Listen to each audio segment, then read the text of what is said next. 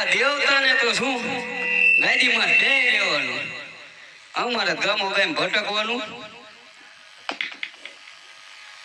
શેવદુની જામી ન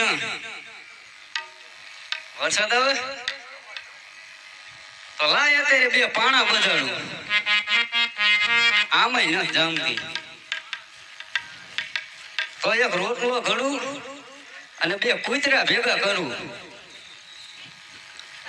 એક કૂતરું નથી દેખાતું એની કરતું. હા અગો તગડી મૂકે આમાંય ન જામતી તો લાય મારે શૂટિંગ જોવું.